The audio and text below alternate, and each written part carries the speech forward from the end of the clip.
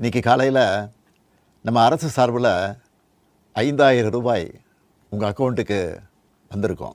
நேற்று மாலையிலிருந்து பார்த்தீங்கன்னா பல்வேறு குற்றச்சாட்டுகள், பல்வேறு புகார்கள் வந்த வண்ணமாக இருக்கிறது. அது என்னன்னு கேட்டிங்கன்னா, ஒரு பக்கம் உரிமை தொகையை கொடுத்துருக்கிறீங்க, மற்ற பக்கம் பார்த்தீங்கன்னா வியாபாரிகள் கிட்ட போய் வரியை பிடுங்குறீங்க, காளிமனை வைத்திருப்பவர்கள்கிட்ட போய் வரின்னு சொல்லிட்டு கேட்குறீங்க, வீடு கட்டுபவர்கள்கிட்ட வந்து கட்டுனதுக்கு நீ வந்து கட்டி முடிச்சதுக்கப்புறம் கட்ட வேண்டிய வரியை கட்டும் போதே நீ குடுன்னு சொல்லி கேட்குறாங்க. என்னங்க நடக்குது நாட்டில்? யாருங்க அப்படி இந்த உரிமை தொகையெல்லாம் கேட்டாங்க? அதாவது நடக்கும்போது நடக்கட்டுமே. நீங்க வந்து எதுக்கு உங்களுக்கு இந்த பயம் வந்து விட்டது போல இருக்கு. மற்றவங்களாம் இப்ப சொல்லிட்டு இருக்காங்க, அதாவது தேர்தல் பயம் வந்து விட்டது முதல்வருக்கு, அதனாலதான் இந்த உரிமை தொகை அப்படின்னு சொல்லிட்டு மகளிர்களே நிறைய இடத்துல இன்னைக்கு பேட்டி கொடுத்துருக்காங்க. சோசியல் மீடியா வெளியே வந்த முகநூல்ல பாத்தீங்கன்னாவே உங்களுக்கு நிறைய புரியும்.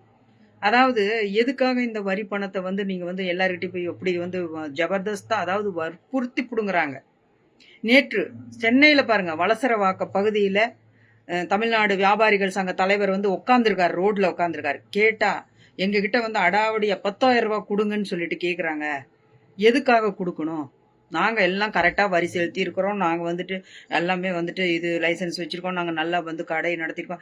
ஏற்கனவே பல்வேறு கடைகள் ரோடு ஓரத்துலையும் சாலையிலையும் அங்கேயும் இங்கேயும் எல்லாம் நிறைய சிறு வியாபாரிகள் நிறைய வந்து எல்லாம் உட்கார்ந்ததுனால எங்களுடைய பொழப்பெல்லாம் கெட்டு போய் வியாபாரம் நொடிந்து நாங்களே ரொம்ப நொந்து போய் இருக்கிறோம். இப்படி வந்து திடீர்னு அதாலடியா வந்த மாதிரி நான் நேற்று அங்க உரிமை தொகை 5000 போட்டுட்டு இங்க வந்து எங்க கிட்ட வந்து 10,000 கொடுங்கன்னு சொல்லி கேட்கறது எந்த விதத்துல நியாயம்? அடுத்தது பாத்தீங்கன்னா, வீட்டு மனை வைத்திருக்கிறவங்க கிட்ட போயிட்டு வசூல் பண்றாங்க. எப்படி வசூல் பண்றாங்க? நிலம் வச்சிருக்கிறீங்க நீங்க, காளிமனைக்கான வரியை செலுத்துங்க, ஏன்னா தேர்தல் வரப்போகுது, அதுக்கப்புறம் புது வரி மாறும், வேற ஆட்சி மாறினாலும் இதாகும். வேற ஆட்சி மாறுதுங்கிறத நீங்க சொல்ல மாட்டீங்க, ஆனா வந்து அவங்க உங்களுக்குள்ள பயங்கறதையே தெளிவா அது காட்டுது. அதனால வந்துட்டு எங்களுக்கு வந்து வரியை செலுத்துங்கன்னு சொல்லிட்டு அவங்க கிட்ட கேக்குறாங்க. இது ஒரு கம்ப்ளைண்ட். அடுத்தது பாத்தீங்கன்னா, வீடு கட்டிட்டு இருக்கிறவங்க கிட்ட போய் என்னன்னு சொல்றாங்க, வீடு கட்டி முடிச்சதுக்கு அப்புறம் தானே வீட்டு வரி கட்டுவாங்க, அதுதானே நியாயம். அதுக்கு தானே 3 வருஷத்துக்கான ஒரு அப்ரூவல் எல்லாம் வாங்கி அவங்க இதெல்லாம் வச்சிருக்கிறாங்க, அந்த வீடு கட்டுவதற்கான எல்லாமே இது பண்ணி ரெடி பண்ணி. அப்ப பாத்தீங்கன்னா அவங்க கிட்ட போயிட்டு நீ வீடு கட்டி முடி, எப்பயோ கட்டி முடி, ஆனா அதுக்கு உண்டான வரி வந்து இப்பயே செலுத்திரு இந்த வருடத்துக்கான அப்படின்னா, இதுல என்னங்க நடக்குது நாட்டுல? யாருங்க இதெல்லாம் கேட்கறது? மக்கள் எப்படிதான் நம்ம வாழ்றது? ஏற்கனவே வாழ்வாதாரம் பாதித்து மக்கள் நிறைய நொடிஞ்சு போய் தான் இருக்கிறாங்க. நீங்க தேர்தல் வாக்குறுதியில கொடுத்த வாக்குறுதிகள் எத்தனை நிறைவேற்றி உள்ளீர்கள்? முதல் கையெழுத்து சொன்னீங்க, வந்துட்டு மதுவை வந்து நான் ஒழிப்பேன்னு சொல்லிட்டு அக்கா கனிமொழி அக்கா அவங்களும் சொன்னாங்க, எல்லாம் விதவைகள் இருக்காங்கன்னு. இதே தான் நீங்க டிவியை திறந்தாலும் இதே தான் வருது, அப்படி வருது. நீங்க தமிழகம் தலைக்குனிய விடமாட்டேன் திறந்தா போதும், தொலைக்காட்சியை திறந்தோம்னா போதும், உங்களுடைய 5 நிமிஷத்துக்கு ஒரு வார்த்தை நீங்க வருது, நல்லா இருக்கு, கேட்கறதுக்கு நல்லா இருக்கு. ஆனா அதை ஏதாவது நிறைவேற்றுனீங்களா? ஒரு மது கடைகள், மதுவை ஒழிப்பேன்னு சொன்னீங்க. நீங்க வந்துட்டு நான் என்ன சொல்றேன், மதுவை முழுசா ஒழிக்க முடியலனாலும் பரவாயில்ல, அட்லீஸ்ட் ஒரு 5 கடையை நீங்க ஒழிச்சிருந்தீங்கன்னா கூட இன்னைக்கு வந்து மக்கள் வந்து சந்தோஷமா இருப்பாங்க. இந்த உரிமை தொகை யாருங்க கேக்குறாங்க?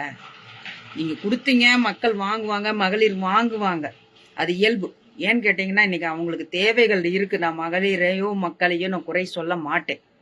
ஆனா 4.5 ஆண்டு நம்ம விட்டுட்டு இன்னைக்கு வந்து இருக்கக்கூடிய இந்த 2 மாசம் 3 மாசத்துக்கு நீங்க வந்து எதால அடிக்கலாம் அப்படின்னு சொல்லிட்டு பணத்தால அடிச்சா இவங்கெல்லாம் மாறிடுவாங்கன்னு சொல்றீங்களே, அவங்களுக்கு அதெல்லாம் மாறாதுங்க. ஏன்னா முன்ன மாதிரி மக்கள்லாம் நீங்க நினைக்கிற மாதிரி கிடையவே கிடையாது.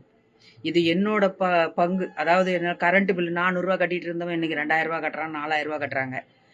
அதே மாதிரி வரி பாத்தீங்கன்னா 300 ரூபாய் கட்டிட்டு இருந்தவங்க இன்னைக்கெல்லாம் வந்து 3000 கட்டுறாங்க. இந்த மாதிரி எல்லாமே குறையதான் சொல்லிட்டு இருக்காங்க. இந்த குறைகள் எல்லாம் நிவர்த்தி பண்ணணும் அப்படின்னா எப்படி? இருக்கக்கூடிய இந்த 2 மாசத்துல நீங்க தேர்தல் வாக்குறுதியா கொடுத்ததுல எத்தனை நீங்க வாக்குறுதிகளை வந்து நிறைவேற்றிருக்கீங்க?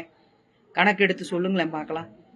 வந்து நிதி கொடுக்கல அப்படின்னு எல்லாம் சொன்னீங்க, இல்லைன்னா இதை வேற தடுக்கிறாங்க வந்துட்டு மத்திய அரசும் பாஜகவும் அதிமுகவும் தடுக்கிறாங்கன்னெல்லாம் சொல்றீங்க. ஆனா நாங்க இப்ப கேக்குறோம், நீங்க வந்துட்டு இப்ப இந்த வரி பணத்தை எதுல இருந்து நீங்க வந்துட்டு வசூல் பண்றீங்க? ஏன் வசூல் பண்றீங்க? அப்படி யார் இது பண்ண சொன்னாங்க? ஏற்கனவே போன ஆட்சியிலே வந்துட்டு 4.5 லட்சம் கோடி வந்து கடன் இருக்குது, மக்கள் தலையில சுமத்தி வச்சிருக்காங்க தமிழ்நாட்டுலன்னு. இப்ப 10 லட்சம் கோடியை வந்து சுமத்தி வச்சுட்டு ஏங்க அவங்கவுங்க வீட்டு செலவியை அவங்களால பண்ண முடியாம உட்காந்துட்டு இருக்காங்க அந்த மக்கள். இதுல வந்துட்டு இன்னும் வந்துட்டு அப்படி கடனை வாங்கி எதுக்குங்க நீங்க செய்யணும்? மக்கள்கிட்ட உங்களுக்கு நல்ல பேர் இருக்கு, நீங்க செய்த நன்மைகள் எல்லாம் மக்கள் உணர்வாங்கன்னா உங்களுக்கு ஓட்டு போடுவாங்க அவங்க. அதை விட்டுட்டு இப்போ பணத்தை லஞ்சமா கொடுக்குறேன், நான் முன் வைப்பு தொகையா கொடுக்குறேன், தேர்தல் வந்தால் நிறுத்திடுவாங்க நிதி கொடுக்கறத, அதனால நான் முன்கூட்டியே கொடுக்குறேங்கிறதெல்லாம் இந்த போலி இதெல்லாம் வேண்டாம்.